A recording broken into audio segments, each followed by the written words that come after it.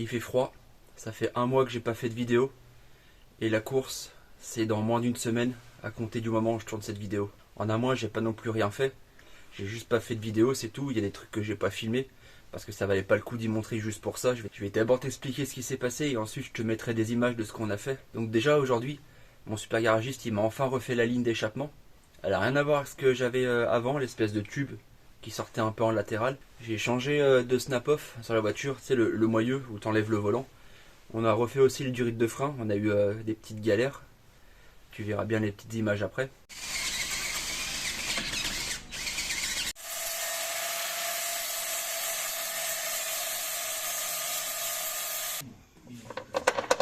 Là, il me reste plus qu'à faire la vidange. Pour ça, je me suis muni de 10-30. Je sais pas s'il y a une pénurie ou quoi en ce moment, mais j'en ai chié à trouver de la 10-30.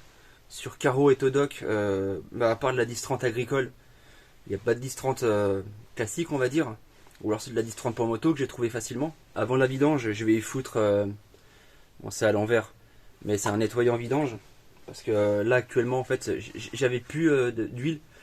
Et du coup, j'ai mis un fond de 10-40. C'est épais et je sens que le moteur est plus lourd. C'est peut-être con à dire, mais je sens qu'il est moins fluide, je sais pas pourquoi. Il manque encore un truc avant de faire la vidange. Je le reçois demain normalement, c'est un additif anti-friction. Je pense que ça lui fera pas de mal. Et là, ce soir, ce que je voulais faire de base, j'ai acheté un régulateur de pression d'essence.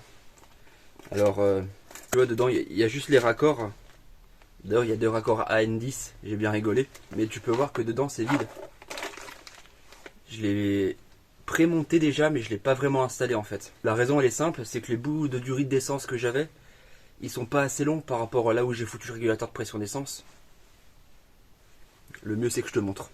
Donc tu vois, le régulateur, je l'ai foutu ici, parce qu'évidemment, c'est un vrai faux Tomei.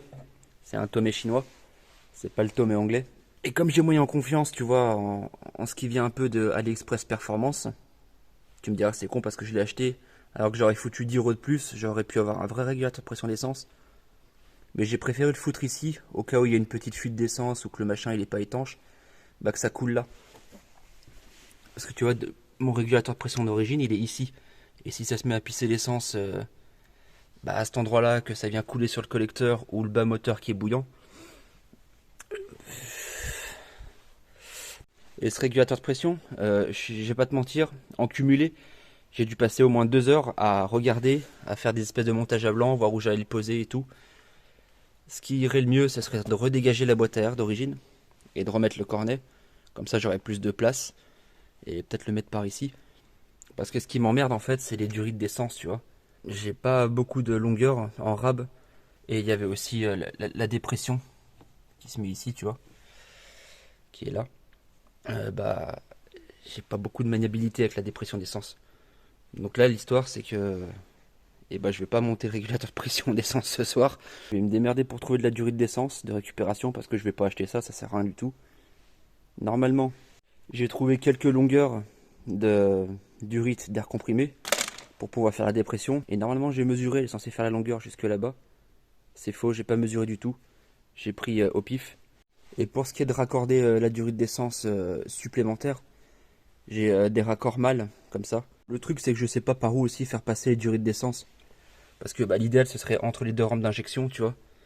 Mais mon tuyau est beaucoup trop épais, c'est chiant. J'avais pensé à le faire passer par derrière, mais c'est pareil, je suis pas convaincu, j'ai pas envie de faire non plus 3 km de durite d'essence qui servent à rien. Et puis si ça se met à percer derrière, que ça coule sur le collecteur là aussi, c'est pas fou. Devant, il y a le radiateur, il y a ça qui est chaud, et à un moment donné, il se retrouve pincé par ici. Donc il me fait vachement chier quand même ce régulateur de pression d'essence. Je pense que je vais finir par partir sur l'idée que j'avais, c'est de dégager la boîte à air, de remettre le cornet, et comme ça j'aurai un peu plus de place ici et ici. Et même l'idéal ce serait carrément de racheter un cornet et d'en prendre un plat, tu sais genre les HKS, qui sont, au lieu qu'ils aient la longueur jusqu'ici, ils sont beaucoup plus courts, donc c'est pareil, j'aurai beaucoup plus de place. De toute façon, dans la réalité des choses, j'ai même pas besoin réellement de l'installer en fait. Parce que quand je l'avais remis en route après ma dernière course, ma dernière montée historique, qui était au mois d'octobre, j'avais pas touché la bagnole pendant 3 mois. Et le PMH il a commencé à merder. Il y a eu 2-3 petits trucs aussi. Et il y avait aussi une phase d'à-coup en fait. Et il y a un mec, un abonné, qui m'a dit en commentaire qu'il s'y connaît de ouf en japonaise visiblement.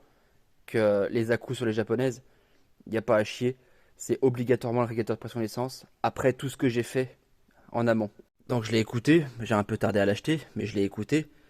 Et bah, j'ai plus d'à-coups depuis que je l'ai acheté. Donc lui, il y a 90% de chance. Allez, je suis gentil. 88% de chance qu'il finisse dans la saxo. Et que là, je monte jamais rien. Ensuite, je vais te montrer le nouveau snap-off. Donc tu vois, il fait quand même déjà beaucoup plus professionnel. Et c'est un snap-off de course, tu vois. Le truc, c'est que je l'avais pas monté tout de suite. Parce que comme tu peux voir, là, on a refait des... Enfin, mon mécano m'a refait des soudures un peu plus profondes. Parce que d'origine, il y avait des soudures. Il y avait juste 3 points. Et j'étais pas du tout convaincu. Je me suis dit, je vais prendre un coup de volant un peu fort. Ça va casser. Donc j'ai attendu qu'il me fasse des petites soudures. Parce qu'il était assez occupé, on va pas se mentir. Hein. Je vais pas le faire chier avec ça non plus tous les jours. Faut juste que j'y mette un coup de peinture, un anti-rouille, un truc comme ça pour cacher la rouille apparente. Mais c'est quand même beaucoup plus joli. Je l'ai pas monté tout de suite aussi. Parce que, bon, derrière le bandana, j'ai pas envie de l'enlever parce que le nœud, je me suis fait chier à le faire. J'ai dû acheter une entretoise d'une taille spécifique. Parce que le snap-off, il passait pas avec la sortie de moyeu ici. En fait, lui, il est conique. Et lui, il n'est pas creusé. Il y a la vis de la colonne qui ressort. C'est pour ça qu'il m'a fallu une entretoise. Il y avait un autre truc aussi que je voulais faire ce soir, mais j'ai oublié. C'était de prendre un fil et une aiguille, tu vois, et essayer un minimum de, de rafistoler ça, tu vois, de cacher, de faire un peu cache-misère. Parce que faudrait que je les change, mais ce qui m'emmerde, c'est que les baquets, ils sont pas tout jeunes. Ils sont presque collector et ils sont de la même période que la bagnole. Donc ça a son charme aussi, quoi. Pour en revenir sur le cornet, ce que j'ai fait, c'est que j'ai récupéré mon vieux cornet violet. Et le tuning, ça commence à me casser les couilles, du coup je l'ai pas en noir. Et ouais, je me suis un peu raté. Je vais te montrer les images tout de suite. Donc là, le bail, c'est que sur une vieille ligne, il m'a découpé la taille qui me manquait. Pour remettre ça là qui était pété, pour pouvoir le ressouder. Pour que je puisse remettre ma configuration douteuse. Ce qui n'a pas plu à mon super mécano parce que lui il voulait me foutre des tuyaux comme ça. Je lui ai dit j'ai des voisins.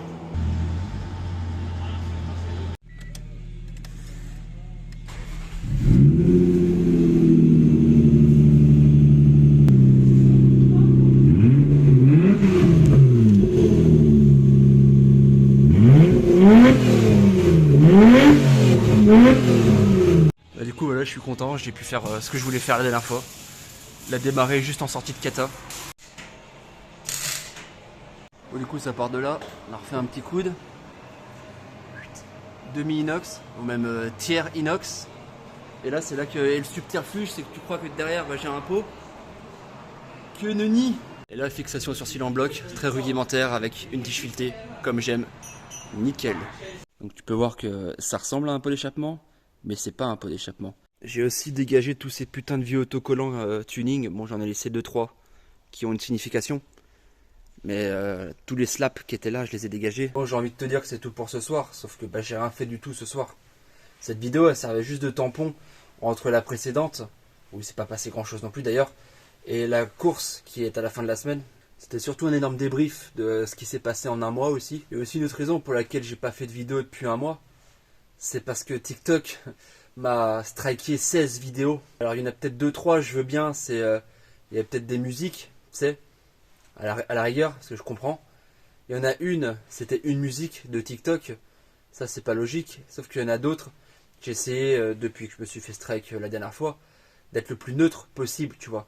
Éviter les blagues de mongoliens, plus passer avec des clopes dans mes vidéos, plus mettre de musique, et pas faire d'excès de vitesse.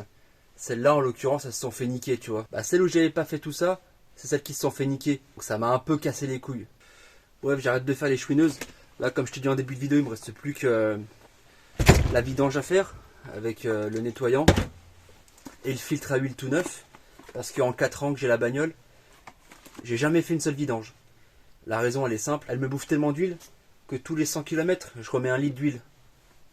C'est une putain d'onde d'acidique cette bagnole. Mais là, il est temps de lui faire une réelle vidange. Et surtout de lui changer le filtre à huile parce que il doit pas être beau celui-là. Bref, j'arrête de te casser les couilles pour ce soir. Je vais réfléchir à peut-être migrer sur notre plateforme. Et sur ce, je te retrouve pour la course. Je vais essayer de m'appliquer à faire un truc propre. On se voit dans 2 mois.